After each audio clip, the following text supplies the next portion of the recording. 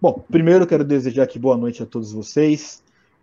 Muito obrigado por quem vai vir aqui nos assistir. Mais uma vez, eu e o meu amigo Leclerc estão aqui. O Leclerc já é prata da casa, né? Sempre falo que ele já está com a gente há um bom tempo. Vai começar em breve uma série de estudos no canal do Evangelho Negociável, que vem no melhor momento, né, possível. E mais uma vez, Leclerc, eu estava até comentando com o pessoal hoje no grupo do Evangelho Negociável, né, que eu tenho uma grande suspeita que a minha vida ela é treta. Porque toda vez, cara, que a gente vai fazer uma live, toda vez que a gente vai falar qualquer coisa que seja, a gente sempre toca em temas polêmicos, né? E essa live aqui, ela não vai deixar de ser polêmica, muito pelo contrário. Sabemos que a teologia da missão integral ela incomoda, né, muitos interesses. Então eu até brinquei com o pessoal, falei, gente, hoje eu já tô acostumado que minha vida é treta, né? Algum tempo atrás eu fiz uma enquete no Evangelho Negociável para saber quais os temas que as pessoas queriam ver nas lives, né? E é só tema de treta. Então, estamos aí em casa com as tretas que a gente sempre tem, né? Sempre costuma arrumar. Então, cara, obrigado mais uma vez pelo seu tempo, por você estar aqui conosco. Quero já deixar o espaço para você mandar seus abraços, falar com quem você quiser, enquanto eu vou compartilhando aqui com todo mundo, né? O link que eu mandei para você já no seu zap, e vou mandar nos grupos do Evangelho Negociável, enfim. Pode falar as suas considerações iniciais enquanto eu compartilho aqui. Fala, Marcão. Boa noite para a turma do Evangelho Negociável, a live das tretas, das confusões e Como sempre, né? dos assuntos que precisam ser tratados, né? Porque Sim. são esses assuntos que permeiam a mente das pessoas e acabam sendo inseridos nas comunidades de fé, nas mídias, no site, nas escolas bíblicas, nos livros, e as pessoas às vezes não sabem o que pensar, né? Principalmente se elas têm uma admiração profunda pelas lideranças, pelos pastores, elas acabam ficando em dificuldade. Então a gente faz as lives para dar treta mesmo, não tem jeito, mas Sim, pelo menos no meio da treta a gente vai esclarecendo. Então te agradeço aí, Marcão, pelo exatamente. convite, pelo Imagina. carinho. E convidar a turma para assistir essa e outras, né, Marco? A gente tem aí o canal Sim, do Evangelho Negociável. Eu quero convidar você que está aqui também para conhecer o canal da Oficina da Palavra no YouTube, youtube.com.br Oficina da Palavra. Lá a gente tem um monte de estudos, várias lives comigo e com o Marcos, várias lives de treta, e a gente vai começar a gravar agora uns estudos em parceria, bíblicos, para que você possa ter clareza nas escrituras e construir uma fé revigorante, que vai ser muito bom. amém. Leclerc, na verdade, cara, eu que sou, como eu já te agradeci, mas eu agradeço novamente porque eu sei que as nossas vidas são bem corridas, mas a gente sempre dá um jeito de estar junto aí. A nossa intenção sempre é a edificação dos irmãos, então a gente brinca com a história da treta, mas a gente sabe que nós estamos aqui para edificar a igreja. E essa nossa série de sempre que a gente faz uma live, quando a gente desconstrói uma teologia mentirosa, falaciosa, todos esses vídeos, como você bem disse, estão lá também no canal do Evangelho Negociável. Ou seja, dia após dia eu percebo que as pessoas estão buscando e esse material está sendo bom não apenas para quem assiste a live, mas também para quem nos assiste pós a live. Então vale muito a pena vocês aí que estão com a gente. Agradeço todo mundo que já apareceu aqui, que já estou vendo um monte de gente, e vamos lá começar a desconstruir, Leclerc, mais uma teologia que é muito difundida na igreja de hoje, né, tristemente. E acho que assim, talvez a ideia maior, a gente estava até brincando um pouquinho antes da live aqui, né? É justamente tirar alguns mitos, principalmente eu entendo da apropriação política que se faz da TMI aqui no Brasil. Assim, eu vejo muito no Brasil, mas assim, na América Latina como um todo. E para que a gente possa entender de fato a teologia da missão integral, ou o que os proponentes fazem dela, eu acho que é o caminho do roteiro que nós conversamos, que você muito bem propôs, que é falar um pouquinho da origem da teologia da missão integral. Né? Então, onde é que nasceu essa teologia? De onde veio isso? E quais são as propostas iniciais que os proponentes, né, no caso, né, os líderes da teologia da missão integral no Brasil, tratam a título de ser o evangelho? Legal, Marcão. Esse assunto é um assunto bem delicado, né? Sim, Principalmente se a gente considerar os últimos anos, os últimos 10 anos aí do Brasil, se tornou um assunto muito delicado, bastante difícil de lidar, e ao mesmo tempo um assunto que acabou mexendo com muitas igrejas e muitos seminários, né? Muitas escolas de sim, teologia, muitas escolas de formação. A gente até fez, né, Marcão, uma live sim, sobre teologia liberal, sim, e sim, essa discussão aqui passa muito pela questão que envolve a teologia liberal. Então, são temas que vão se cruzar. Eu diria que essa live é uma live transdisciplinar e multidisciplinar em função dessa abordagem, né? sim. Bom, então vamos por partes, como diria Jack. Vamos esquartejar o processo, né? Vamos esquartejar o processo, exatamente. Vamos Bom, lá. existe um evento, né? Há um evento que ainda acontece, que é o Congresso Mundial de Missões, que acontece de tempos em tempos, e que tem como objetivo principal discutir os aspectos sociológicos, teológicos e práticos da missão em todo o mundo. E houve um desses congressos que ficou muito famoso, que foi o Congresso de 1974, Lausanne. realizado em Lausanne, porque nesse Congresso de 74, que foi coordenado pelo Dr. John Stott, o que aconteceu nesse congresso? Você teve um grupo muito representativo da América Latina nesse evento, que acabou colocando em xeque a cosmovisão relacionada à ideia de missão, porque toda a ideia de missão sempre passava pelos aspectos ocidentais, né? Então, Sim, os povos ocidentais evangelizando os bárbaros, os aborígenes pobres, latinos, africanos, australianos e asiáticos, né? uhum. Essa é uma a gente fica rindo assim, mas essa é uma discussão acadêmica, missiológica muito importante. Até hoje ainda se acredita que fazer missão é catequese, né? Vem lá o povo superior para dominar o povo inferior, mas não é esse o assunto que a gente vai abordar aqui.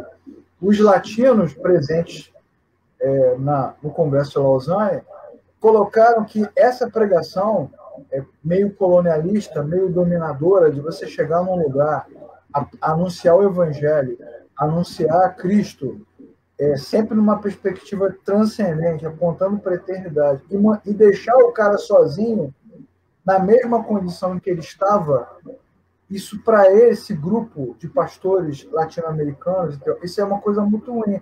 Então, em Lausanne, se levantou uma discussão sobre a relação entre a evangelização e a responsabilidade social, que é uma discussão, diga-se de passagem, de vanguarda, né? Uma discussão muito Não, olha, contemporânea. eu quero começar a complementar um pouquinho do que você estava falando, Leclerc. Isso talvez seja um dos mitos maiores da teologia da missão integral, né? A gente tem uma polarização muito grande no Brasil no que diz respeito a tudo, qualquer tipo de opinião que você tenha.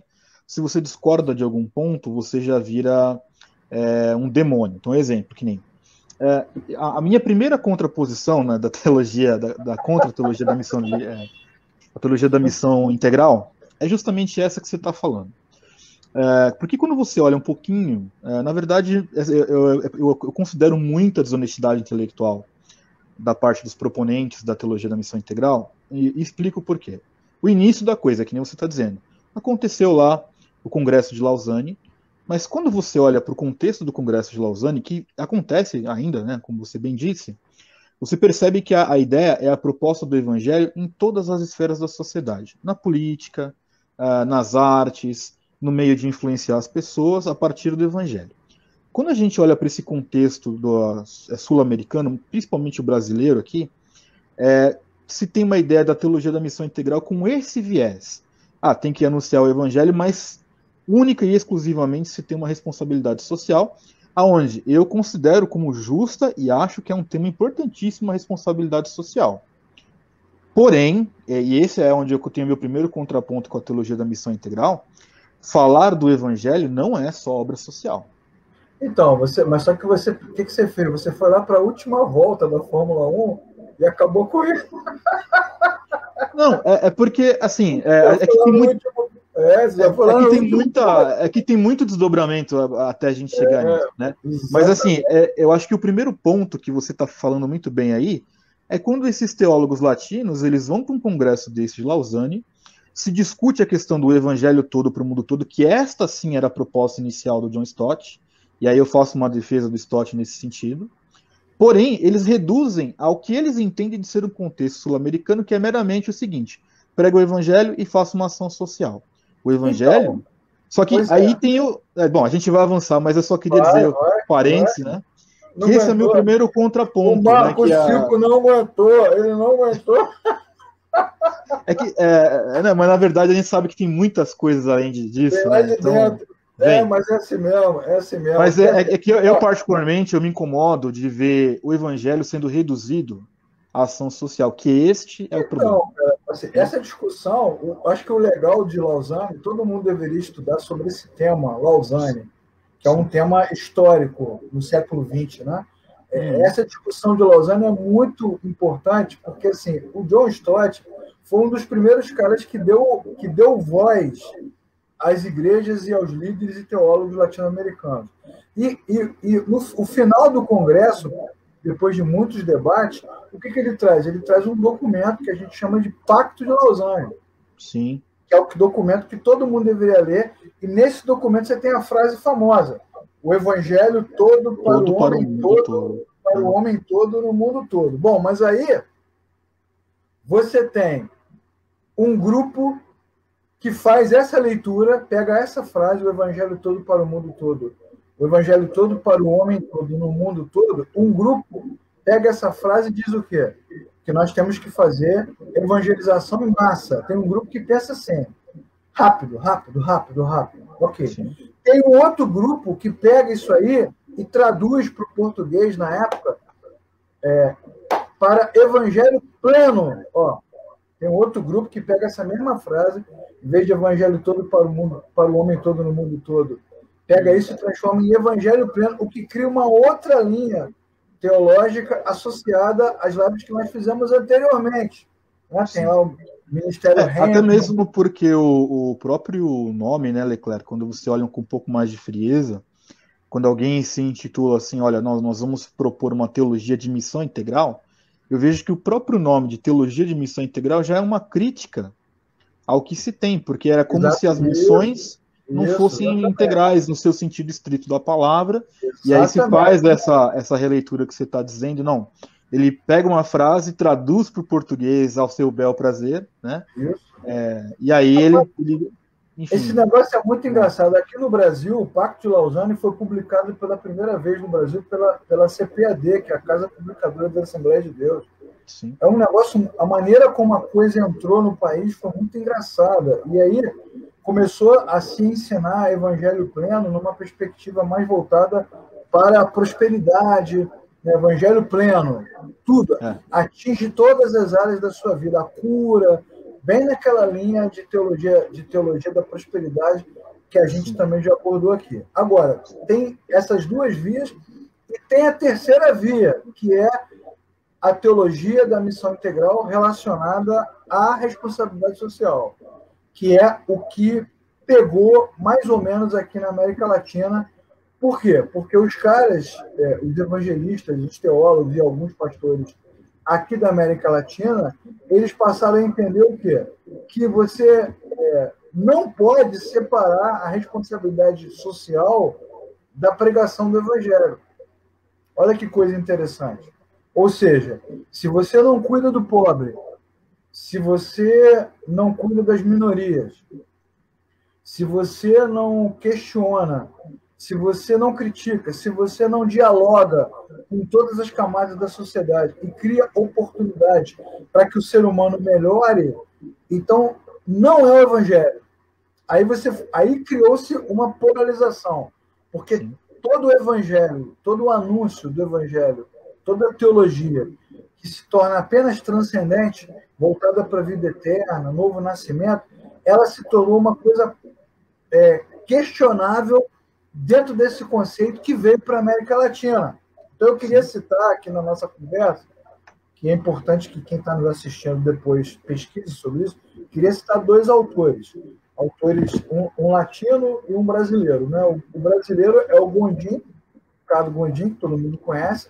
Ele define lá a missão integral da seguinte forma: a missão integral nasce do desejo dos evangélicos de fazer uma teologia que dialoga com as ciências e com a filosofia, que dialoga com a teologia da libertação e com as fraternidades teológicas latino-americanas, e dialoga com todo o pensamento fomentador dessa teologia. Você vê que ele já faz uma leitura teórica de que a teologia da missão integral tem essa questão da inclusão do homem na sociedade, na cultura, nas relações, nas questões econômicas. Tá vendo? Isso é importante pra caramba, porque muita gente vai ouvindo o discurso, a gente até vai falar sobre isso, ou o Facebook vai derrubar a gente, ou a gente vai falar sobre isso daqui a pouco, essa ideia do amor fraternal, que na verdade é falso, é um amor falso.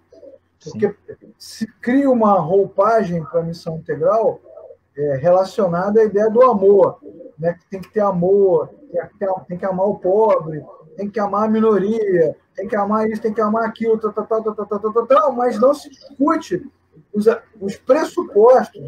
Porque quando a gente faz discussão teológica e bíblica, a gente tem que pensar o seguinte: qual é o pressuposto do cara, qual é o fundamento, qual é a base, de onde ele parte. Então a gente ouve o discurso do amor, né? Ouve o discurso do amor, e aí acha que isso tem a ver com Cristo. Como eu vi muitas vezes dentro do seminário, durante muitos anos dando aula, professores, líderes e pastores dizendo que a igreja evangélica não faz nada, que a igreja evangélica é inútil, que a igreja evangélica é um fiasco, é um fracasso, é uma derrotada, ela é completamente perdida, e que as ONGs, e que as instituições sociais, e que são as respostas, né? São as respostas, e são melhores, e fazem coisas melhores, porque amam as pessoas verdadeiramente, e que as igrejas não amam ninguém. Aquela frase clichê também, quer ser evangelho de 4 paredes, todo mundo nas 4 paredes. Bom, derrubar a 4ª parede também é coisa da Marvel, né, Marco? Aquela coisa de você falar com o telespectador. Então, muitas vezes você ouve essa coisa do amor, dessa preocupação com o pobre, com as minorias, com as pessoas em dificuldade, e isso é meio que associado ao conceito do evangelho. Esse discurso, essa narrativa tem como pressuposto esse fundamento. A turma que estava em Lausanne, na década de 1970, que voltou para a América Latina para dizer o seguinte, que não existe pregação do evangelho se você não estiver cuidando das questões sociais. Se você não está fazendo nada pelo pobre, pelo vizinho, você é um crente falso. Você é um crente mentiroso, um crente hipócrita. Essa coisa da hipocrisia, você é hipócrita. Né? Você é burguês, elite burguesa. Aí é que vem uma das grandes celeumas, né, da teologia da missão integral, em que muitos tentam, assim, pegar só um pouquinho desse gancho do que você disse, Leclerc, que assim, muita gente vende a teologia da missão integral com esta pauta. Não, porque como a gente ama muito, então a gente vai fazer um monte de ação social, e isso tem, eu posso citar alguns pontos que eu particularmente, não apenas eu, obviamente, a gente vê uma associação muito clara disso com o marxismo cultural. Sim.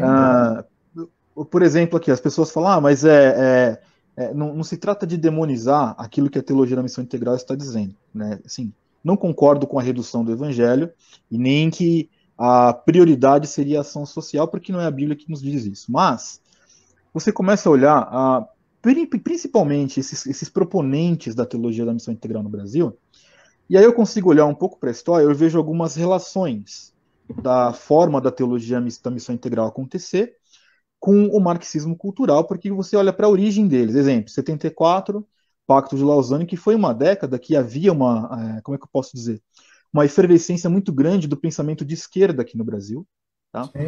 E claramente eu não estou aqui fazendo apologia à direita, à esquerda, a Bolsonaro. Não, estou falando de um ponto histórico. Meu Deus, até vão derrubar. Porque tem gente que vai dizer isso aí, que quando eu faço uma crítica à esquerda, que eu sou bolsonarista, e não é isso que eu estou tratando aqui. Mas você olha primeiramente um aspecto histórico. Justamente no momento em que a TMI começa a chegar ao Brasil, é um momento em que o pensamento de esquerda está crescendo de forma absurda dentro do Brasil. Isso historicamente, né? Claro, alguém vai dizer o seguinte, Marco, mas e se isso fosse apenas uma coincidência entre os dois movimentos?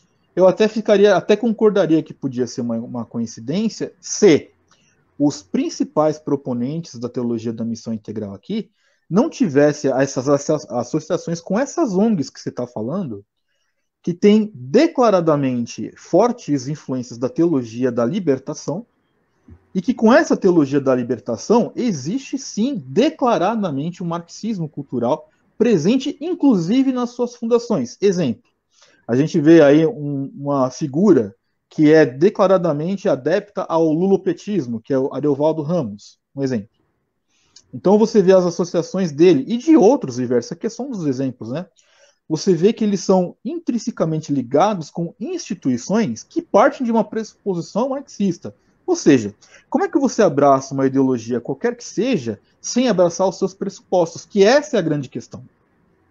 Então, obviamente, o cara está relacionado com qualquer ONG, com qualquer vertente, com ideologia política, principalmente de esquerda, que tem o marxismo como seu plano de fundo cultural, isso automaticamente vai ser reverberado, e é sim reverberado na prática da teologia da missão integral. Essa é uma das relações que eu vejo que é histórica. Tá? Uma outra relação que eu vejo é uma semelhança metodológica. Tá? Então você vê, por exemplo, uma das coisas que você percebe no próprio, que tem no marxismo e que também tem na teologia da missão integral no que diz respeito ao método. Você começou a falar algo muito importante aqui, que há um rompimento, se você for analisar friamente, da teologia da missão integral com a teologia integral, porque para eles, até pelo nome, né, como eu falei no início, a teologia da missão integral é uma crítica a uma missão que não estava sendo feita. Então, é a partir da leitura desse grupo que a coisa então vai ser certa. O próprio Karl Marx disse isso dentro da realidade filosófica dele. Não, todos os filósofos interpretaram o mundo, mas agora eu vou fazer a transformação do mundo. Quer dizer, ele tem a extrema semelhança metodológica com a TMI, que isso para mim é muito claro. E o ponto que mais me assusta, Leclerc, sendo bem crítico aqui nesse contexto, que é um contexto que muita gente não parece que passa batido, é a semelhança do discurso, inclusive linguístico. Então você vai pegar, por exemplo, pessoas que são esses proponentes aí da TMI, por exemplo, a questão da queda do homem, que é o pecado, né, original. Alguns deles vão falar que é uma espécie de alienação. Não, o homem estava alienado ao pecado. Então, assim. Eu acho que a gente tem que chegar nesse ponto, que é assim, um dos objetivos daqui do nosso papo é tentar elucidar para que depois as pessoas que estão nos assistindo possam, por si só, pesquisar. Então, eu quero fazer o primeiro alerta para você que está nos assistindo aqui hoje. Nunca aceite nenhum tipo de pensamento sem questionar, sem criticar e sem buscar as fontes. Porque senão você vai ficar sempre sendo jogado como bolinha de ping-pong pela turma que está nos polos, pela polarização, seja ela religiosa ou política. Você vê que tudo começa com uma boa ideia. Não foi com a cachaça 51, mas foi com o Congresso de Lausanne. Qual é a ideia? Era derrubar um pouco aquele conceito de dominação colonialista, né? O cara vai pregar o evangelho para salvar os índios e bárbaros, isso tinha que ser derrubado. Então, havia uma proposta de ter uma preocupação maior com as pessoas, né, com as famílias, com as estruturas sociais, e isso é muito legal, isso é muito bacana. Só que você sai de lá, do Congresso, com 3 vertentes imediatas. Uma galera querendo evangelizar violentamente, uma galera querendo pregar um evangelho pleno, mágico, que a gente já falou sobre ele, e uma galera que vem para a América Latina para dizer o seguinte: precisamos dialogar com as fraternidades latino-americanas, precisamos dialogar com todas as instituições preocupadas com a sociedade. Inclusive, o outro autor que eu ia citar, que é o Sanches, ele vai dizer que a missão integral nasce de uma síntese entre o marxismo e o protestantismo. Porque o protestantismo, o cristianismo ocidental, é acusado de quê? de ser um discurso, de uma narrativa dominadora, imposta, para favorecer a burguesia. Então, esse é o pressuposto. Então, o que a gente observa? Que quando começa a efervescência desse movimento, final dos anos 70, início da década de 80, não há, em muitos discursos, não há a preocupação em levar Cristo ao homem perdido. Esse é o ponto que a gente precisa discutir. A preocupação maior é mudar as estruturas sociais. E é daí que vem... Leclerc, deixa eu só colocar uma questão aqui que eu estava ainda só terminando a linha de raciocínio, que assim, a gente percebe, e aqui mais um parêntese, né, o quanto a produção de uma fé inteligente nesse país é uma desgraça absoluta. Porque quando eu fui ver... Não, eu falo assim, triste, né? Porque eu lembro quando a gente começou a ouvir, quando eu comecei a ter contato com esses exponenciais, assim, para entender o que se propunha a teologia da missão integral, e uma altura dessa do campeonato, obviamente que eu já tinha estudado muito Karl Marx para poder saber o que ele defendia e ter os meus contrapontos com ele. E aí, como eu falei, até o discurso, Leclerc, a queda vira uma alienação, né? A redenção vira uma revolução. A esperança de um Salvador, a esperança que Jesus volta, é uma utopia, como a gente sabe, que inclusive é pregado até recentemente, a gente já falou disso aqui em live. Sobre isso, exatamente. E aí você percebe o tanto de gente que acha bonito o discurso. Isso. Tem gente que fala, não, mas olha, eu gosto de ouvir o Ed René porque ele fala o evangelho que eu entendo. Isso. Aí já tem a ver com a pós-modernidade, né? Exato. Então, assim, no fim das contas, a treta que a gente vai avançar ainda com nossos tópicos, ela tem muito a ver com a perspicácia do discurso, porque, como eu disse, se você está atento a detalhes, você percebe que o evangelho, e que esse é um ponto que a gente ia acabar culminando aqui na nossa live, mas o grande problema da TMI em associação com esse marxismo cultural e prático, né, é que ele não conserta o maior dos problemas.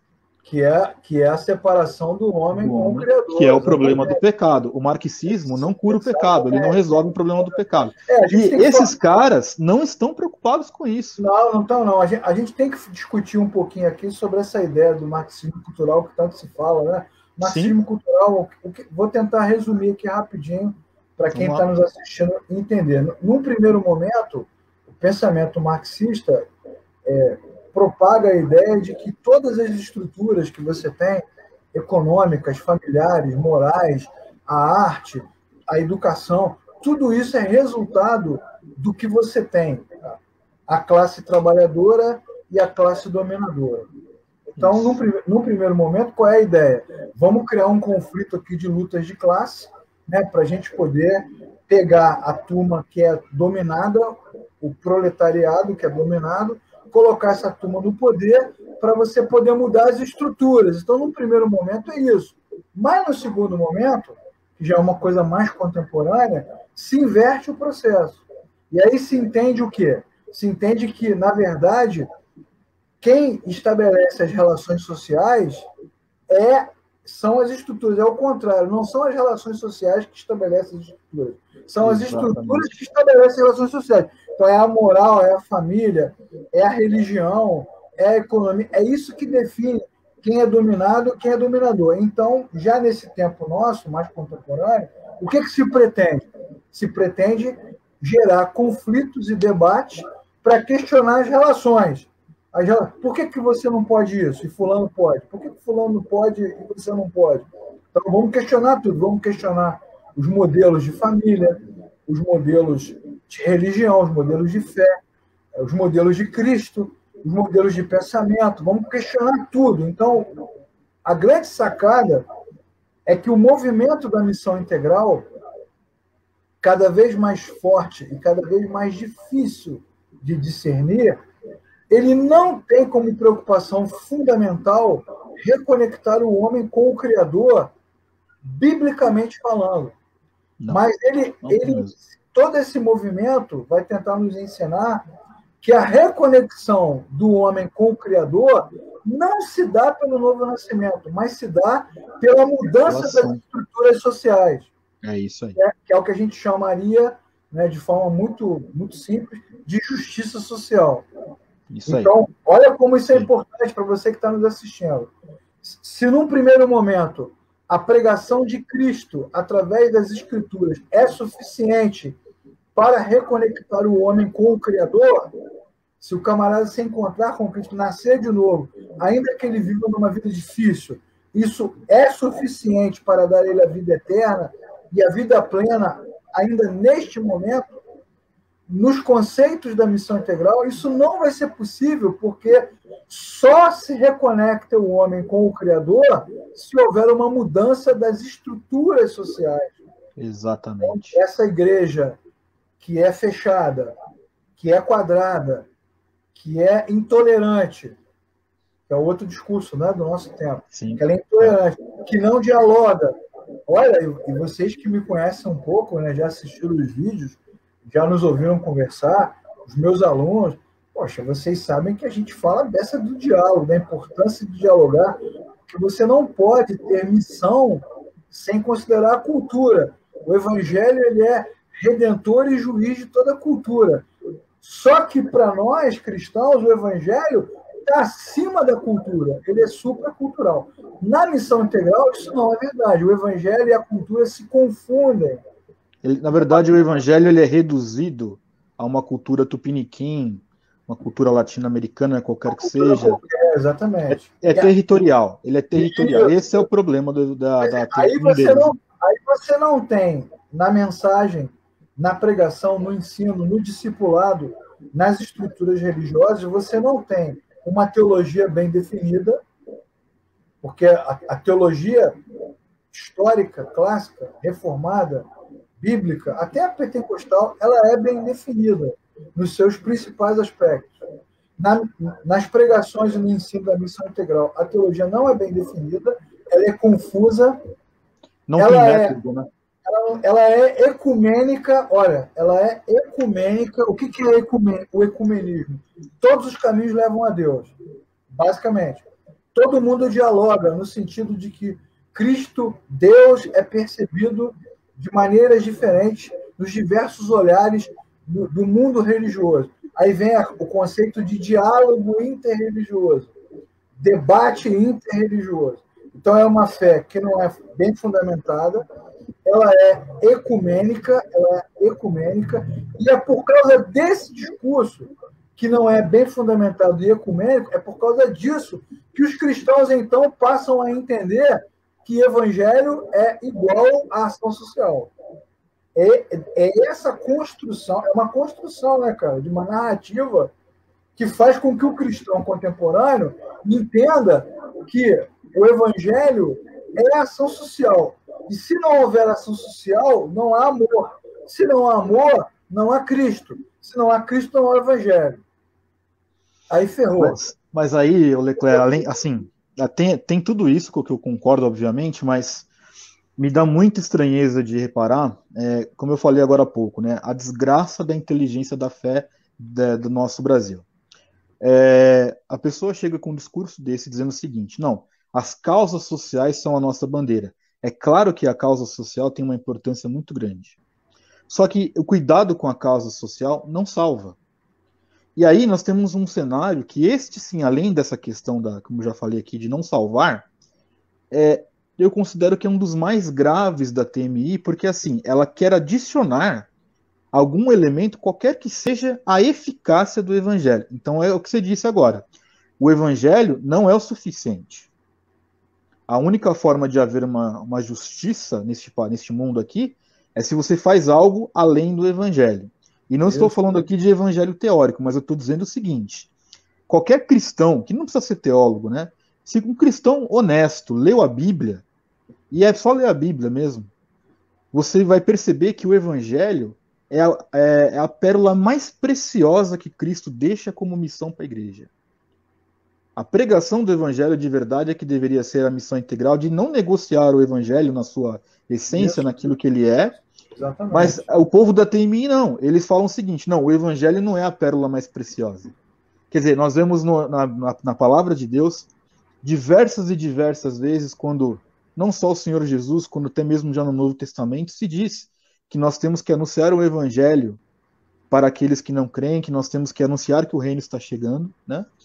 E aí vem a teologia da missão integral, assim, não, o evangelho é uma parte de um processo, porque se não tiver um outro processo junto, isso não funciona. Então, este sim eu considero um dos erros mais graves da TMI, Pois é. porque, e assim, e vou dizer que em partes, eu me solidarizo com aquele que foi seduzido, porque o cara às vezes ele vai olhar o seguinte: não, mas é isso, é o amor, o evangelho é amor, vamos amar todo mundo de forma indistinta e vamos fazer tudo que é bom, porque assim nós seremos, né, nós vamos fazer a verdadeira justiça, e se esquece do grande problema do pecado. Muito bem colocado. A gente precisa deixar muito claro aqui na live, muito claro, que essa live vai ficar bem registrada, é que a preocupação com o pobre, com as minorias e com as pessoas em dificuldade, com as crianças, com os viciados, com as famílias, essa preocupação é legítima.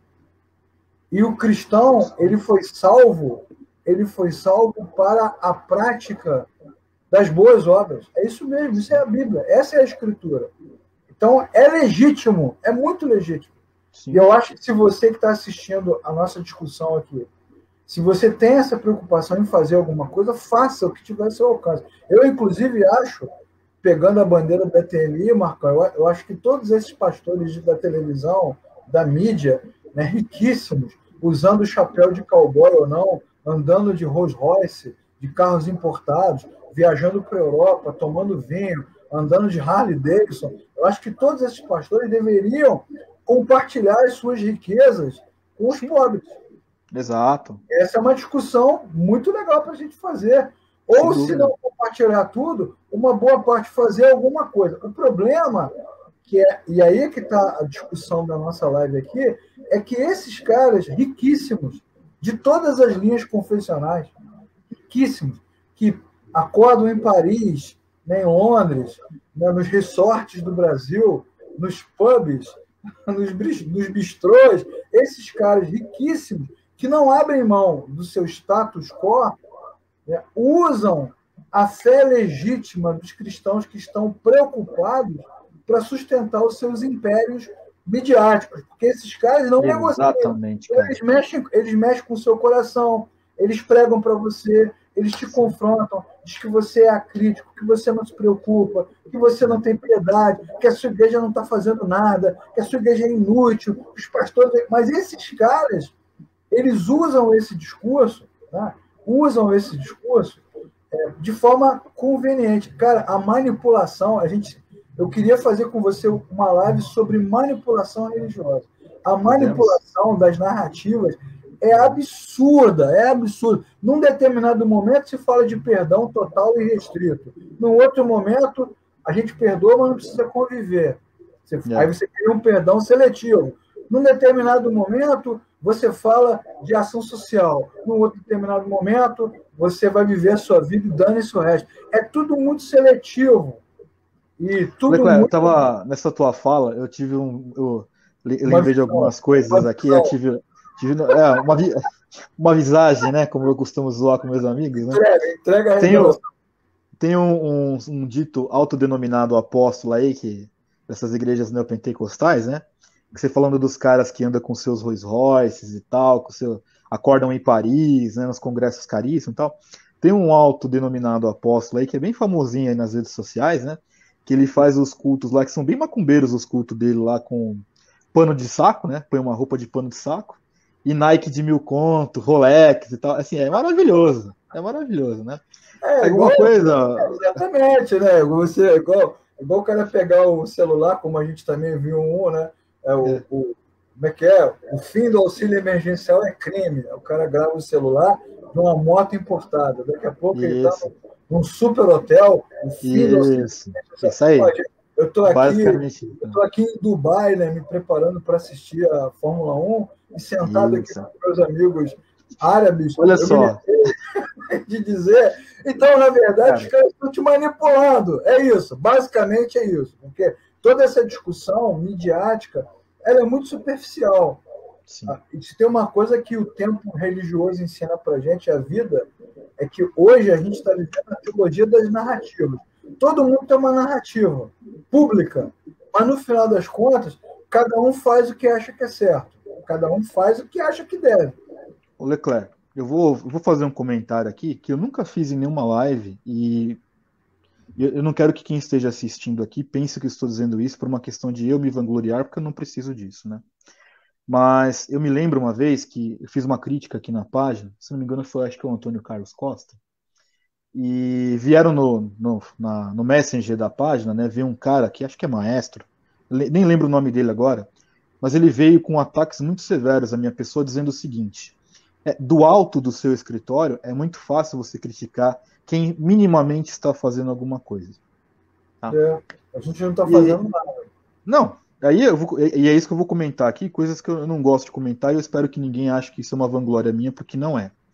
Mas eu vou te dar um exemplo, Leclerc, que já fazem 10 anos já, 10 anos, que eu, do meu próprio sustento, do meu próprio recurso, que eu trabalho, nunca recebi dinheiro da igreja no sentido de salário, eu sustento 4 comunidades ribeirinhas que são, sustento financeiramente, né, que estão lotadas lá na região de Altamira, nas proximidades do Rio Xingu, que é um local que a Igreja Universal não vai, que diversas outras igrejas não querem saber de ir, porque não é rentável financeiramente. Né? E eu mantenho isso do meu próprio bolso, mas desde aquela época que eu comecei a fazer isso, eu assumi um padrão de vida muito menor, porque eu precisava. Isso tem um impacto financeiro, porque não é barato, né? Mas desde quando eu assumi isso, eu pensei o seguinte: aí sim tem a ver o Pacto de Lausanne, porque eu assumi viver uma vida mais simples, para que eu pudesse fazer mais coisas com os meus recursos, tá? Mas mais do que isso, eu me lembro que antes de eu começar a me envolver financeiramente com essas comunidades ribeirinhas, lá do Rio Xingu, eu pedi uma declaração de fé da parte de todos eles para que eu tivesse certeza que eles não são adeptos de uma teologia mentirosa dizendo o seguinte: é porque nós fazemos é que a salvação acontece. Porque sustentar financeiramente, eu entendo até que como cristão é uma obrigação minha se eu posso fazer isso. Mas eu preciso ter certeza que nós não estamos fazendo um mero assistencialismo com práticas marxistas. Não feliz com a questão da documentação, eu pessoalmente fui até os locais para poder ver a prática da coisa. Então, é que nem eu digo para muitas pessoas, é muito possível você se envolver em causas sociais sem ser da TMI, porque a causa social que o evangelho tem que olhar, sim, e essa discussão é legítima, ela não é de propriedade da teologia da missão integral, que pouquíssimo faz em termos práticos. Exemplo, eu nunca vi um hospital, vou te falar, nunca vi um hospital que foi construído pela essa galera da pessoal da TMI, por exemplo. Acho que esse é o ponto, né? A prática da ação social, do cuidado com o outro, do amor pelo próximo, é cidadã. Isso não pertence a ninguém, isso pertence ao ser humano, não pertence ao cristianismo, a nenhuma religião. Inclusive, a gente certamente tem, você deve ter, eu também tenho, muita gente tem. Nós temos muitos amigos próximos que não são cristãos, alguns nem acreditam em Deus, são extremamente solidários, piedosos, cuidam das pessoas, investem em dinheiro. Olha, para você ter uma ideia, eu comentei isso com um amigo meu que ele nem tem nada de religião. Ele quis ajudar. Ele ficou um bom período aí quando teve a questão da pandemia, e eu tive redução de salário, fiquei extremamente preocupado porque a redução ela me afetava em muitos sentidos, inclusive nesse sentido de continuar tendo ali os mantimentos, né? E aí ele conversou comigo, Marcão, quanto que vai faltar? Eu ainda falei para ele, cara, acho que vai faltar uns R$800. E ele chegou junto e falou, vou manter os 800, quero ajudar esse projeto aí. E o cara tá ajudando uma igreja, cara. Então, assim, isso é o que você disse. Aqui a gente não tá discutindo teologia da missão integral. Não estamos, não. A gente aqui, exato. E assim, que há uma necessidade de ação social, sem dúvida. Não vou ser negacionista em dizer que o Brasil não tem problemas sociais. Não. Mas eu, como cristão, não falo aqui como pastor, professor, nada, como cristão, eu acho um absurdo alguém vir aqui reduzir o evangelho à causa social.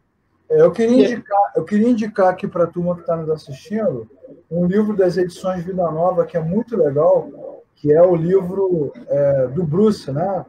do Bruce Nichols, Contextualização, o nome do livro, uma teologia do evangelho e da cultura. Todo mundo que está assistindo deveria ler essa obra, porque ele vai falar exatamente isso, como o evangelho é redentor da cultura, porque o ser humano, a sociedade, ela é injusta, porque ela está afetada pelos efeitos da queda, então ela é injusta. Toda essa estrutura ruim é resultado do que a queda fez. Afastou o homem do Criador, então o homem ficou egoísta, virou assassino, ficou ruim. Então tem aí um problema da influência do pecado, da queda, do maligno sobre a sociedade. E o cristão que nasce de novo, que tem um encontro verdadeiro, único, transcendente com Cristo, ele muda a sua maneira de pensar, que é o que nós chamamos de metanoia, e automaticamente muda a sua cosmovisão. Vamos citar aqui o encontro de Jesus com o publicano, né? Desce depressa, essa noite vou estar na tua casa. E aí ele diz o seguinte: Senhor, se eu prejudiquei alguém, eu vou devolver. Se eu fiz isso, vou refazer. Se eu destruir, vou recolocar. Então você vê que a entrada de Cristo no coração do homem faz com que esse homem, reconectado com o Criador, ele possa se preocupar com aquilo que ele não se preocupava.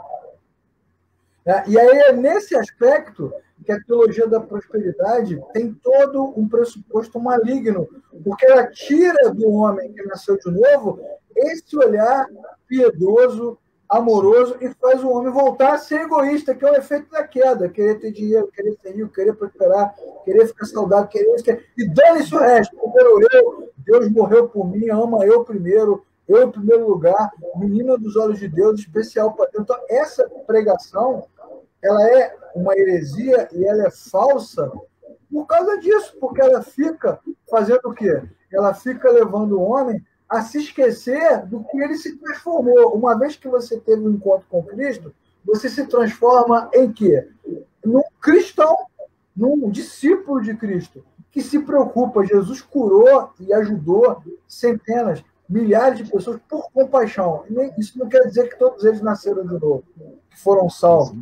Ele fez isso por compaixão. Então, a compaixão tem a ver com o cristianismo. Entretanto, todavia, contudo, porém, não é exclusividade do cristianismo, porque isso é uma questão cidadã.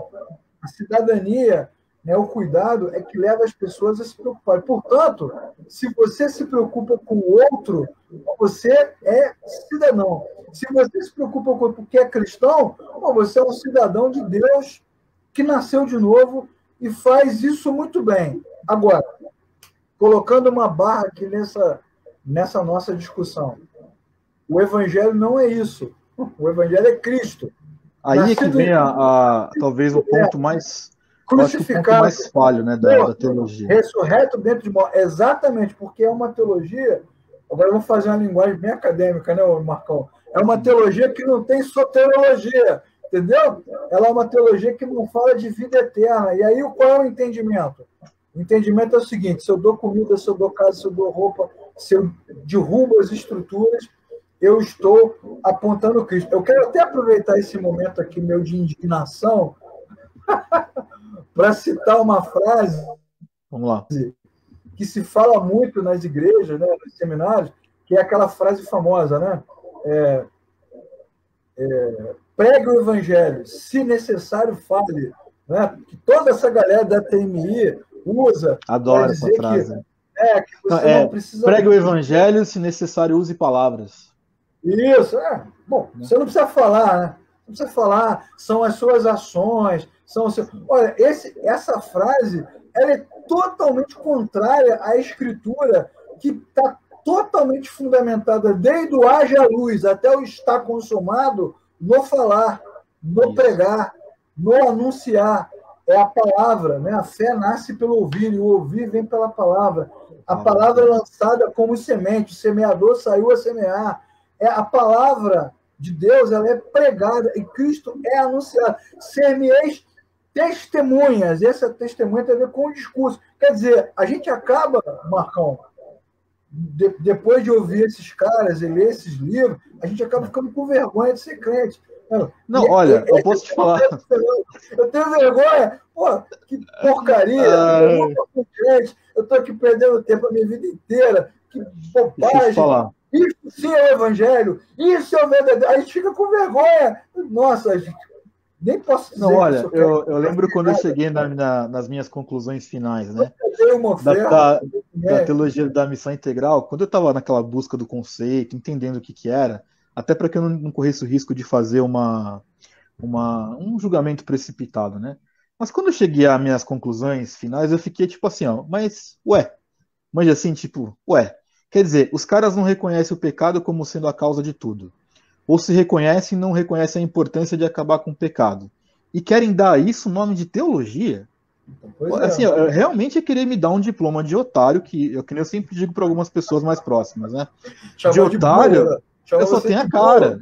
Eu até entendo que eu tenho a cara de otário, mas eu não sou otário. Entendeu? Então, assim, no fim das contas, eles querem dizer o seguinte: eles relativizam o pecado, como eu falei. Não é bem um pecado, porque alguns negam, inclusive, a doutrina do pecado original, que isso é severo demais, na minha opinião. Né?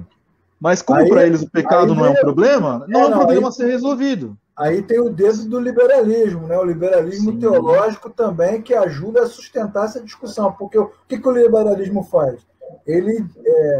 Eu ouvi assistir, porque é vídeo, né? Um podcast essa semana de um cantor evangélico aí, XY qualquer, famosíssimo aqui no Rio de Janeiro, no Brasil, né? Todo.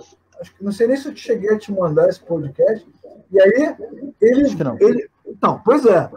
O problema é sempre o pressuposto, é o que a gente está falando. O problema é sempre o fundamento.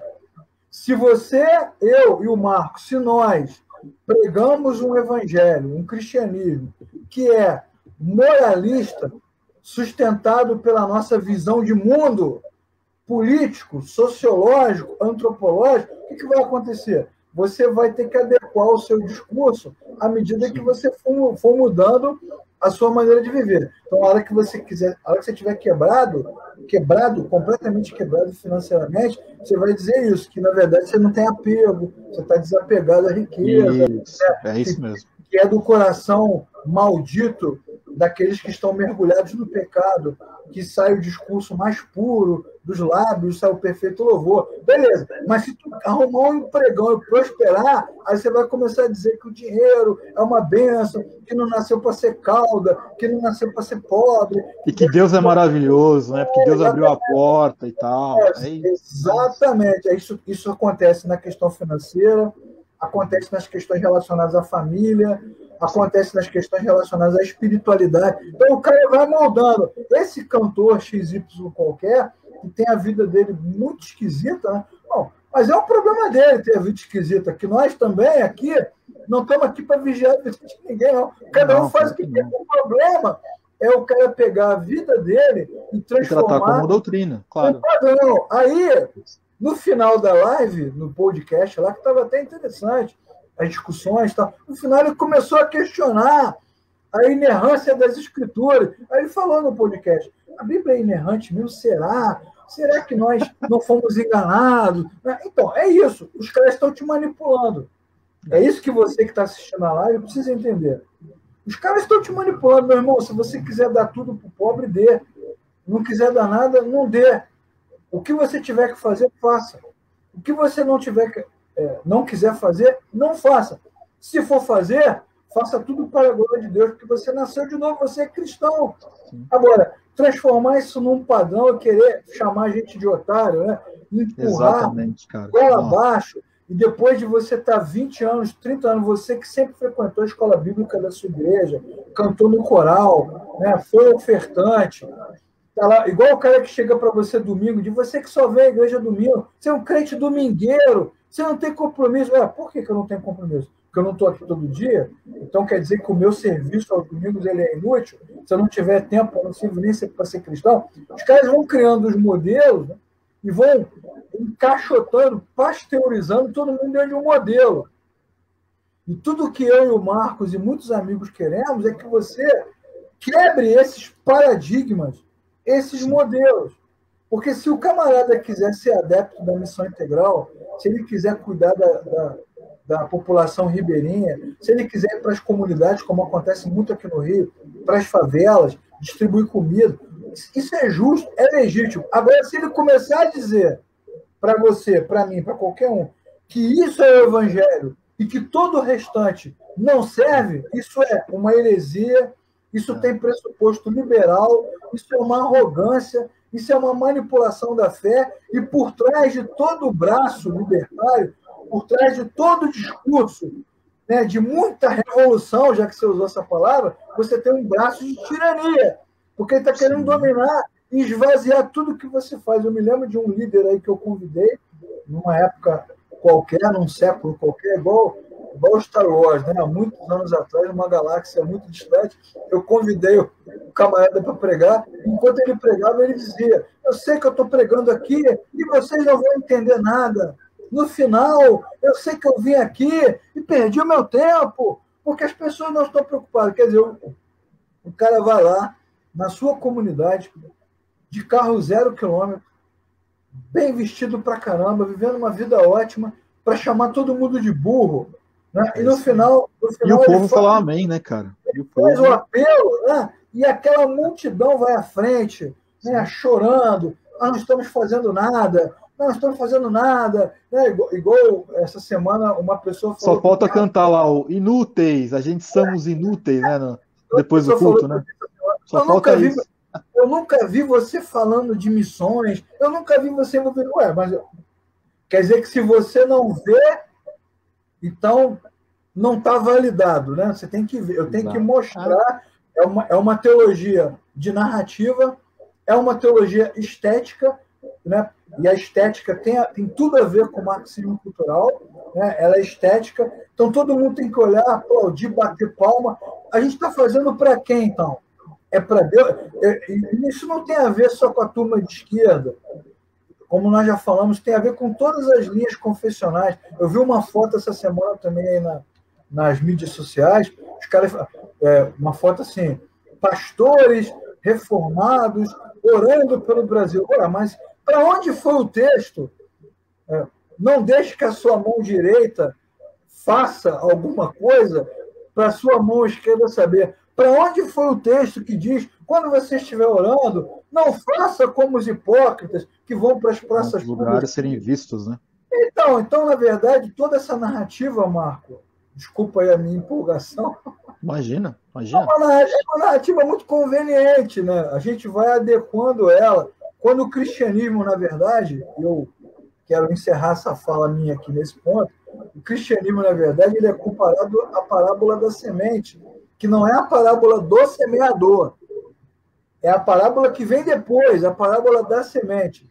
Um homem colocou a semente na terra e foi cuidar da sua vida. E a semente cresceu, e ele nem sabe como ela cresceu, diz o texto bíblico. E quando Jesus conta a parábola da semente, ele vai dizer o quê? Que o reino de Deus, ele é discreto, ele é silencioso, ele é subversivo e não precisa de nós. Nós somos aqui apenas colaboradores, somos os trabalhadores da última hora, somos inúteis para Deus. Sim. Como Jesus fala, depois de terem feito tudo, considerem-se inúteis. Né? Servos inúteis. Então o reino de Deus não precisa de nós. É isso aí. Portanto, todo esse discurso ele é muito midiático, né? Ele é muito impositivo, mas os caras estão te manipulando para trabalhar politicamente, que é uma outra discussão que está envolvida nesse tema. Sim. Bom, para a gente também avançar aqui um pouco no nosso tópico, como eu falei, né, assim que eu terminei de ler, fazer meus estudos sobre teologia da missão integral, eu fiz aquela cara de ué, né? Falei, porque primeiro, uma praga dessa, uma trouxice dessa, não pode ter o nome de teologia, né? Primeiro porque relativiza o pecado e não se preocupa em consertar o problema. Porque assim, se você for ver, e que é uma coisa que muitas pessoas não se deram conta, quando a gente fala do pecado, né, como a teologia da missão integral, ela relativiza o pecado e não se preocupa com isso, na verdade, ela não se preocupa com a morte de Cristo na cruz, que foi justamente para pagar, né, a questão do pecado, para pagar o preço pelo pecado mesmo daqueles que o Senhor elegeu para serem salvos. Então tá. Partindo disso, né, como eu falei, no meu ponto de vista, nós não temos nem que chamar uma aberração dessa como teologia. Porém, um dos nossos tópicos aqui, que você bem pontuou, que eu queria falar um pouquinho, que você pudesse falar para a gente sobre o porquê que é uma teologia genérica, além de tudo aquilo que a gente já falou, de forma bem cadenciada, para que as pessoas que estão nos assistindo consigam massificar tudo que a gente falou de forma sistemática e entender por que, que a teologia, então, da missão integral nem deveria ser chamada de teologia, e por que, que é uma, entre aspas, teologia extremamente falha e genérica na sua argumentação.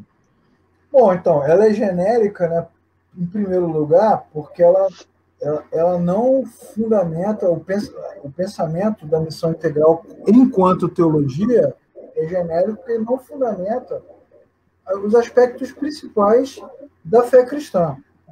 E com toda essa mistura, que aqui no Brasil, tudo no Brasil vira vitamina, né? Tudo no Brasil vira salada. Sim. O brasileiro, por natureza, ele curte o sincretismo. Então você tem sincretismo religioso, cultural. Você vê que você vai na igreja evangélica, o cara te dá a rosa ungida. Né? Então, é uma confusão. Você não sabe... O povo tem uma alma macumbeira, né, velho? Não tem jeito. Você não sabe em que religião você está, né? É muito sincrético. E a teologia da missão integral, ela é sincrética, exatamente. Não é sincrética? O cara acende vela, joga sal grosso, o cara joga sal grosso, né? Faz exorcismo. Você não sabe se você está no mundo do espiritualismo, no mundo do catolicismo, né? Daqui a pouco o cara entra com uma arca da aliança, não sabe se você está no judaísmo.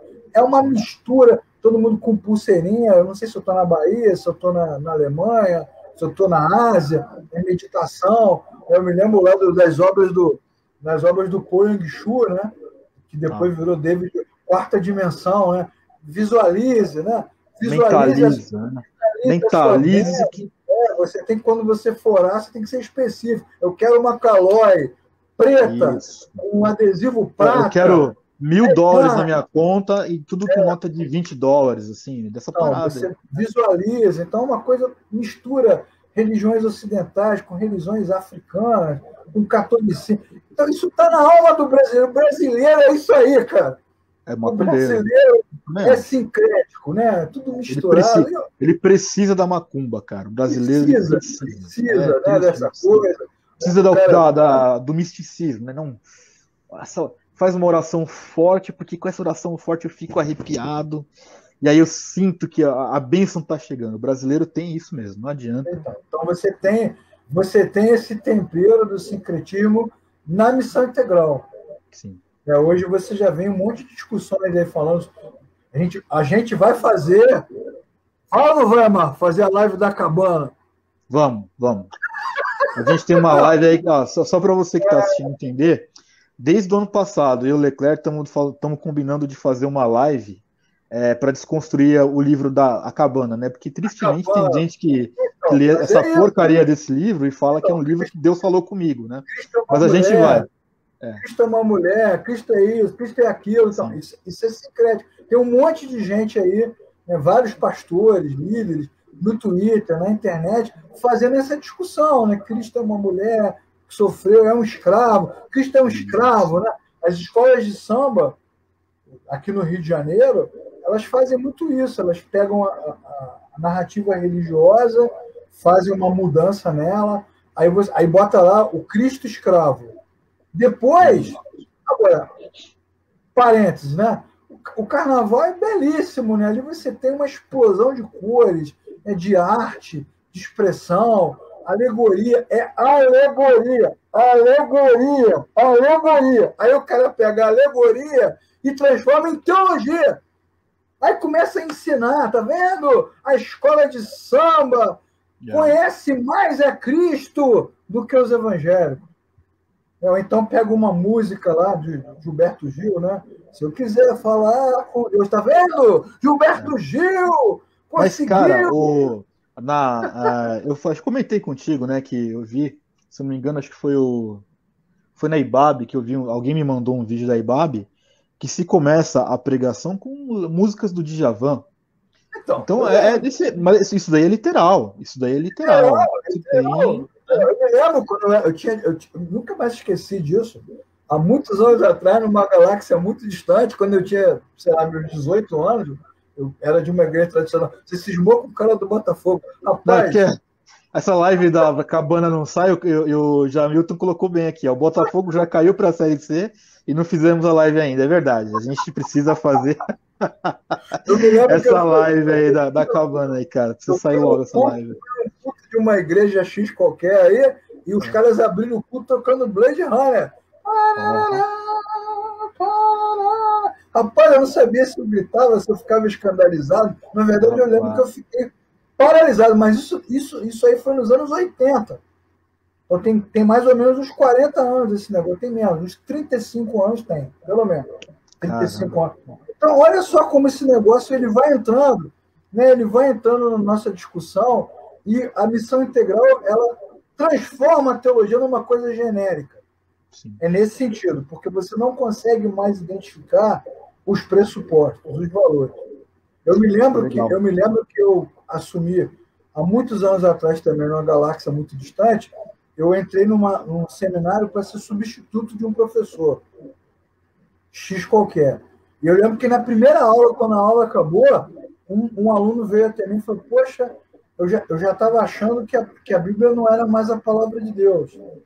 Bom, o cara levou meses ali num seminário de teologia que foi levantado para edificar, formar, qualificar, capacitar. Ele estava ali desconstruindo. Então, o cara vai desconstruindo a sua fé. Daqui a pouco, você vai achar que se na sua comunidade de fé não tem creche, não distribui sopa, não constrói casa e não faz manifestação, não coloca cruz na areia, você vai achar o quê? Que você não é crente, né? Que o seu pastor não é crente. E essa hipocrisia ela vai bastante longe, né, Leclerc? Desde a cruzinha nas areias, como você falou, como uma manifestação pacífica, a colocar no seu perfil do Facebook, na sua foto, dizendo que há preocupação com vidas importam e etc., você vai achar que se alguém não faz isso necessariamente, que esse cara não é cristão, né? E aí, em que momento a teologia, o pensamento integral fica genérico? A partir do momento que isso entra por dentro da pregação. Então o cara cita Lloyd Jones e Nietzsche na mesma mensagem. Cita Marx e cita Craig Keener.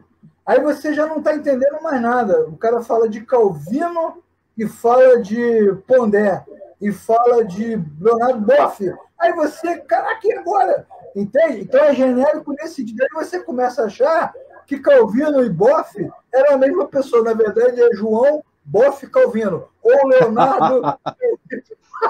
Você não sabe mais quem é. Por aí. E aí os cristãos novos, eles vão sendo enganados por esse discurso genérico, que aí você vai começar a achar que os pressupostos da reforma nada mais eram do que a teologia da libertação latino-americana que aconteceu na Suíça. Você vai misturando tudo na sua cabeça. E aí vem uma coisa que tem a ver com a interpretação. Né? Quando você não tem bons pressupostos, você não tem mais filtro. Essa questão de chamar a gente de otário, né, Cico? É muito comum, né, cara? A imprensa faz isso o tempo todo. Chama você de otário o tempo todo. Ela muda uma manchete, não importa se ela é de direita, de esquerda, centro-direita, centro-esquerda, ela quer que você chegue àquelas conclusões. Os caras não dão mais notícia, né? Eles são comentaristas. Eles dão a percepção deles, né? Então, opinião. E aí, nas igrejas, a mesma coisa. O cara não prega a Bíblia, ele dá opinião, o que ele acha da Bíblia, de Cristo. Como eu falei desse cantor famoso, que no final do podcast já estava dizendo isso. A Bíblia é inerrante mesmo, conversa de inerrância, isso é uma bobagem, que a Bíblia precisa ser atualizada, lembra dessa frase, né? A Bíblia precisa ser atualizada, precisa ser atualizada. Tem que arrancar umas palavras. Eu até me lembro que quando eu era garoto, tinha um negócio que a gente usava para evangelizar, que era o livro das cores. Não sei se você lembra disso. Eu já ouvi falar, mas não. Muitos missionários que trabalhavam com crianças e adolescentes usavam esse método. O que era o livro das cores? Era um livro que eles levavam para contar a história. Então tinha as reuniões, principalmente escola bíblica de férias, né? Você levava os seus amigos, a sua família, havia os missionários que contavam a história, usavam o livro. Cada página tinha uma cor. O vermelho é o sangue, né? O preto é o pecado, o branco é a pureza, o amarelo não sei o quê. Blá, blá. Aí agora o cara não pode mais usar o livro da cor, porque cada cor remete a uma ideia sociopolítico-econômica diferente. E aí você não sabe mais o que pensar. Então, outro dia eu estava conversando com o missionário e falou, pô, a gente não pode mais usar o livro da cor, porque a gente não sabe nem qual cor que bota mais, porque mudaram as preocupações, né? Sim. Isso tem a ver com o nosso tempo, isso tem a ver com a pós-modernidade, isso tem a ver com a pandemia, isso tem a ver com um monte de coisa. E as igrejas, obviamente, que são um recorte da sociedade, embarcam nessas questões. E é o que você fala, é uma coisa assim criminosa, né? É um ato pensado. São estelionatários, né, Leclerc? Se você for pensar no sentido estrito mesmo, esses pilantras aí que fazem isso, que tentam fazer isso com o evangelho, no sentido mais estrito da palavra, são estelionatários. Porque não pregam o evangelho, meramente isso. Você tem os moralistas, né? Que é uma boa parcela do nosso grupo religioso, que não pregam o evangelho, eles pregam uma mudança de comportamento e querem controlar, rotular, validar, certificar. Me lembrou até o Raul Seixas, né? Precisa ser rotulado, carimbado, vigiar, se quiser voar. Se quiser voar, Plux Practice 1, teologia do Plux Practice 1, o cara quer te controlar. E, por outro lado, você tem o pensamento da teologia liberal, sincrético, misturado com a teologia da missão integral, e aí não é mais Cristo, não é mais o Cristo da Bíblia, é um outro Cristo. É o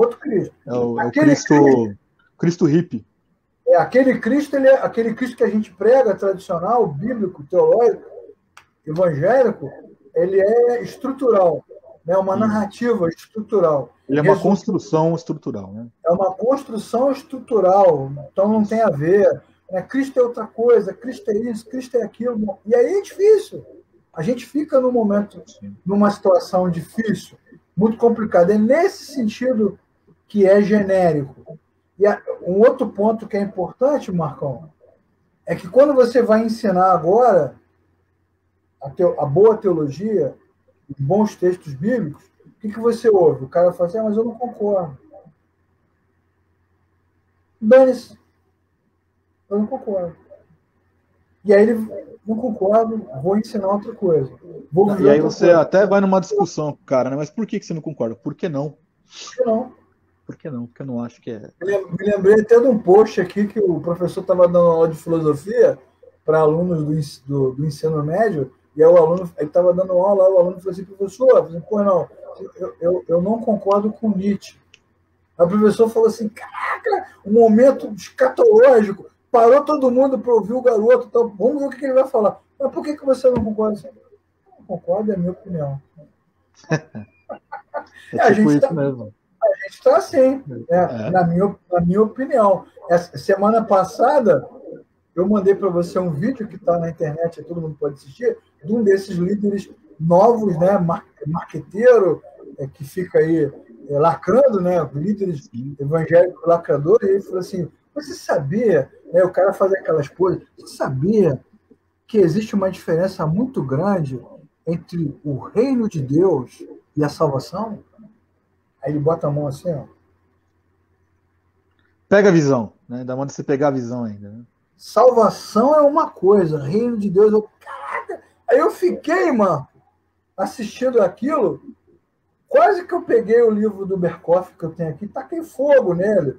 Falei assim, Berkoff maldito, Gruden, você me enganou, Lutero. É que os caras nunca me ensinaram isso. Quer dizer, todo o pensamento, toda a construção cristã de séculos e séculos, jogada fora.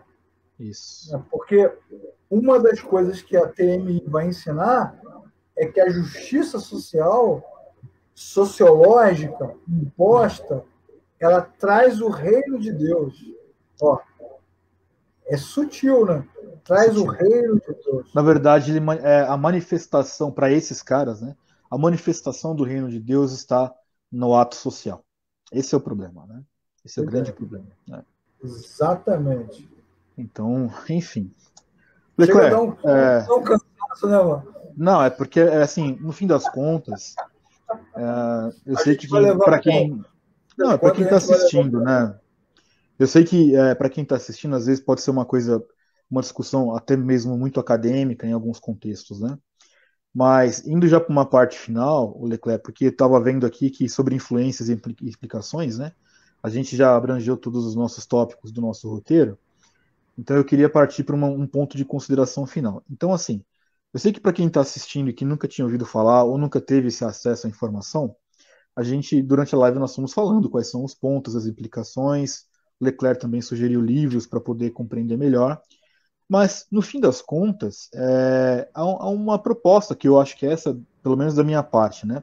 Quando eu vou para umas considerações minhas finais aqui, é o seguinte: não se trata de ser crítico meramente por ser crítico da teologia da missão integral. Se trata de o resultado, essa live aqui, o que nós comentamos e as minhas argumentações, e também as do Leclerc, são frutos de muito tempo de estudo e que comprovam que essa teologia nem o nome de teologia deveria ter, porque ela perverte o evangelho. Ela não dá ao evangelho a prioridade que ele deve ter. Então, a minha esperança, né, como cristão, é que você que assistiu aqui essa live aqui, esse tema, embora é um tema, como eu disse, complexo, às vezes acadêmico, às vezes com muito termo que você talvez nunca tenha ouvido falar, que você raciocine nesses pontos que são, pelo menos, os mais principais, os que são aqueles que eu procurei ressaltar, né? Aprofunda a relação dessa suposta teologia com o marxismo cultural, que o Leclerc comentou muito bem, tanto no seu contexto histórico de nascimento e concepção, quanto na sua sistemática de operação, tá? E principalmente nos seus discursos você consegue ver as semelhanças dos discursos marxistas com esses proponentes aí da teologia da missão integral. E os pontos que assim, que isso aí a gente comprova, né, Leclerc, mediante a tudo que já é publicado sobre teologia da missão literal, a forte influência da esquerda, mas não como algo que alguém tenta associar ao evangelho. Na verdade, eles reduzem o evangelho a práticas esquerdistas. E a pior das coisas, de um resumo bem geral de tudo que nós falamos, é dizer que o evangelho não é suficiente, porque isto sim é cuspir literalmente na cruz do Calvário. Então, da minha parte, nas minhas considerações finais, que você guarde isso com você, que a TMI defende o quê? Que meramente falar da salvação não é suficiente. Ou seja, o pecado não vai ser resolvido, que este sim é um problema, e nesse sentido, até a cruz de Cristo não é tão eficiente, nem tão importante para a história do cristianismo, porque afinal de contas, né, o que é para esses caras, o que adianta Jesus ter morrido se ele não deixou o cara rico ou incluído dentro de uma questão de societária? Esse é o ponto. Exatamente. Esse é o Exatamente. problema e essa é a minha discordância total e absoluta contra a teologia da missão liberal, né, da teologia da missão integral, desculpa. Porque também é liberal, né? Então a gente acaba. No fim das contas, o que eu proponho também é que vocês conheçam o Pacto de Lausanne, que fala do evangelho, né, todo, para o homem todo, no mundo todo. Né? Isso não tem a ver com meramente obra social. Então, alguém que usa o Pacto de Lausanne para sustentar a realidade tupiniquim do que esses proponentes fizeram sobre teologia da missão integral, também é um argumento muito desonesto quando você olha para a amplitude do evangelho e quando você não tenta reduzir o evangelho numa percepção muito simplista de ação social. Então, faço votos que você tenha entendido isso, né? E aí agora, né, toco a bola para o Leclerc para as considerações aí, Leclerc final. E, enfim, vamos lá. Bom, eu acho que é mais ou menos por esse caminho, né? Se você quiser conhecer mais sobre esse tema, a nossa sugestão é que você leia sobre o Pacto de Lausanne, isso é importante, para você conhecer, ler lá a história um pouco dos congressos mundiais de evangelização, para você entender. Acho que é importante também você ler o livro do René Padilha, Missão Integral, para você saber de onde nasce esse pensamento no bojo latino-americano, né? Saber que a missão integral, ela na verdade, ela é um movimento que surge no enfrentamento do Ocidente, né? Isso é um discurso muito claro, não tem a ver com uma maneira de pensar nossa aqui. Né? O próprio Padilha vai dizer isso com muita clareza, que tudo que eles conheciam do Evangelho tinha sido servido na mesa pelos americanos. Né? E eles não queriam mais receber o evangelho dos americanos. Então você vê que desde o início, toda a construção da missão integral ela é sociológica.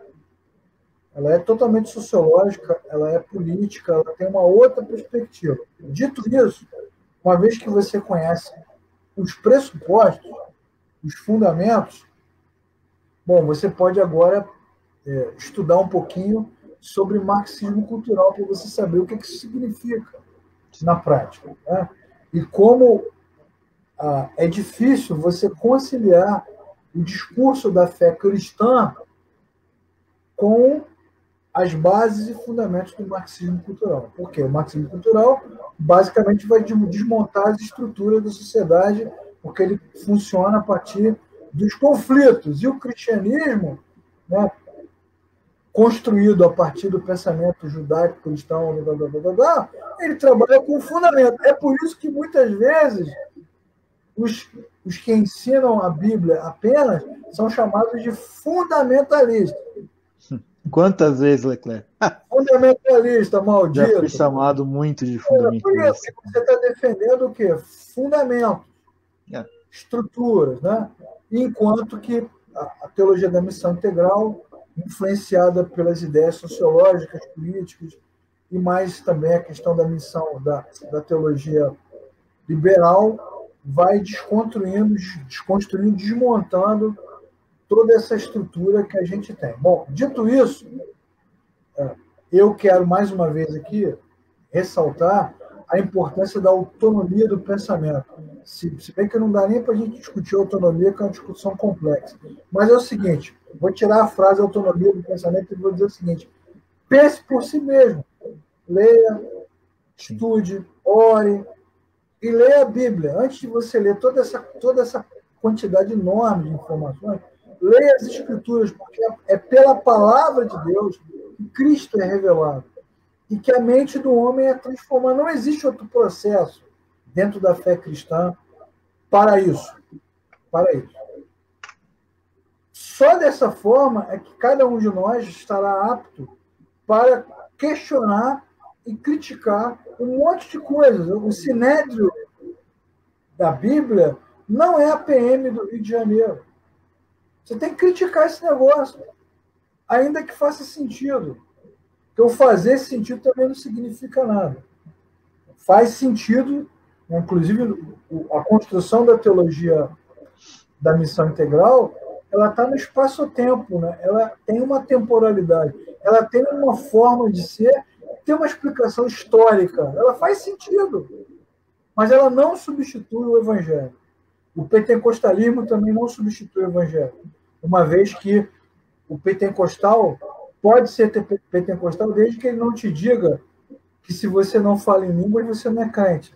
Então também é a mesma coisa. Batizado do Espírito Santo, né? É a mesma coisa. Então um puxa para um lado, né, outro puxa para o outro, cada um puxa para o seu próprio dogma, para a sua própria história, para a sua própria construção religiosa. E nós aqui, eu, Marco e tantos outros irmãos, nós cremos que o Evangelho é Cristo, nascido de mulher, ressurreto dentre os mortos, crucificado, ressuscitou ao terceiro dia, ascendeu aos céus e certamente na hora certa, no momento certo, voltará, não mais como uma criança na manjedoura, mas como o Rei dos Reis, como o leão da tribo de Judá, montado no seu cavalo com cetro de justiça para limpar essa bagunça toda. Nós cremos numa mensagem que é cristocêntrica.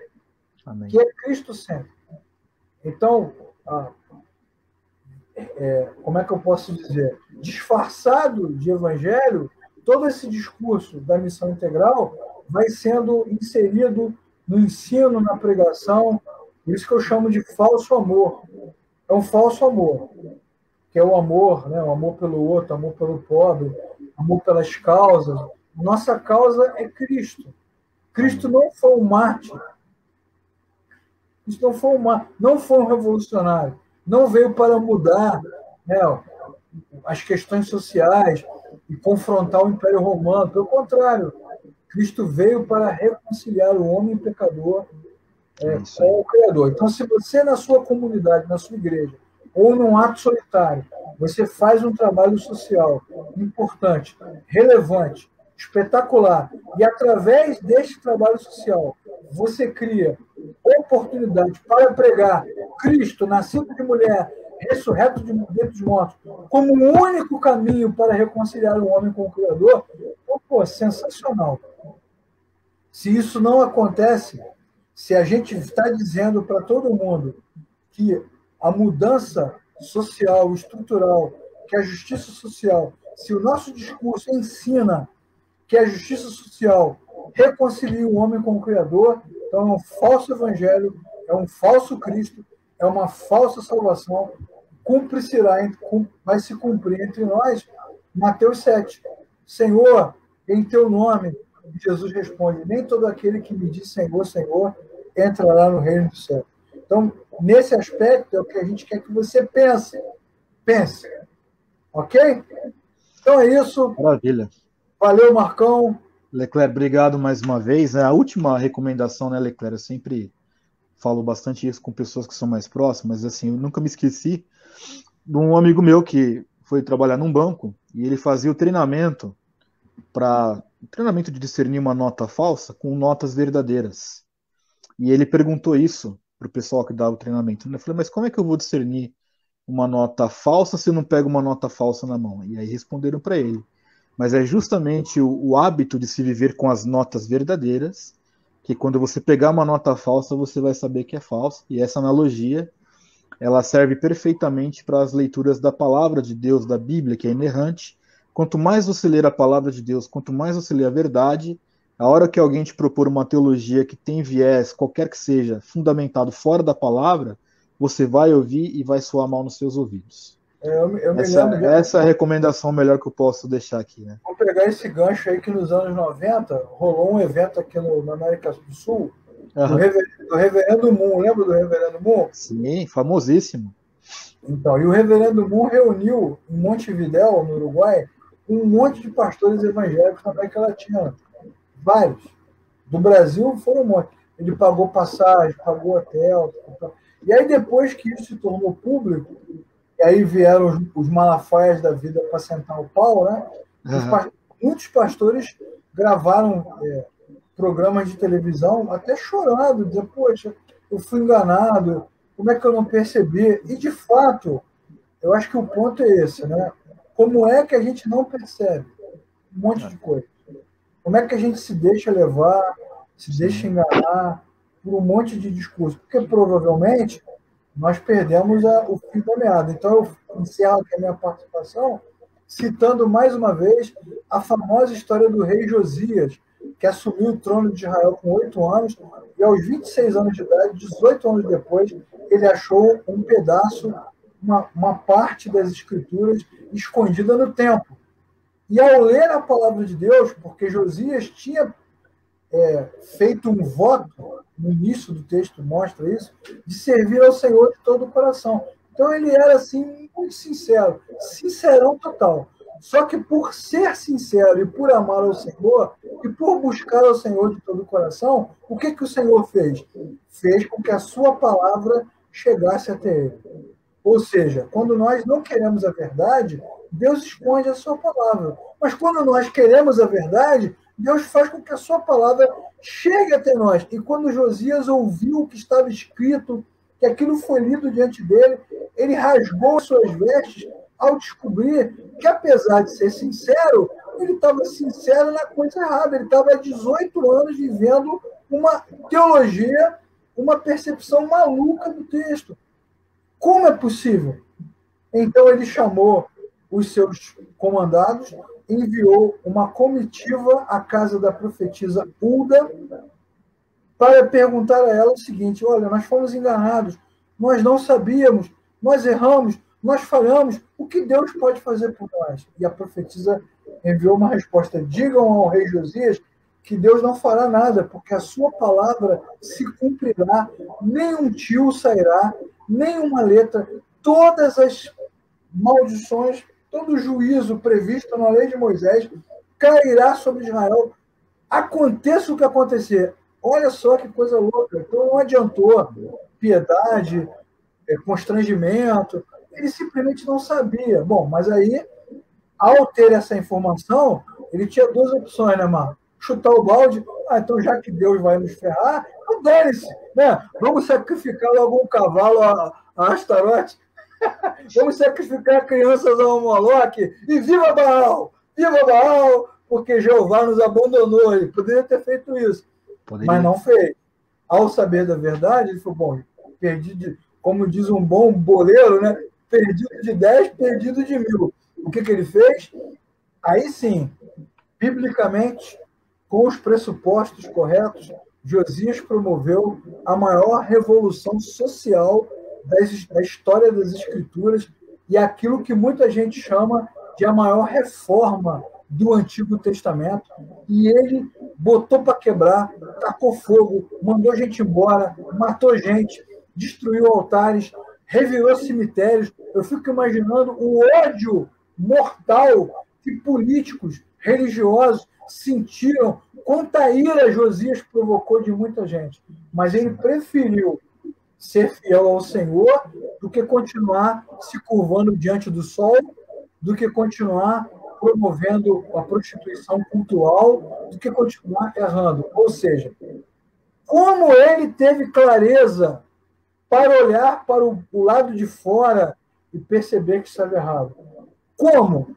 Estudando numa faculdade? Lendo livro de sociologia? Meditando? Não, ele teve clareza porque a palavra de Deus trouxe luz à sua mente. Amém. E aí ele percebeu como aquele modelo social estava torto. Então não se iluda, meu amigo.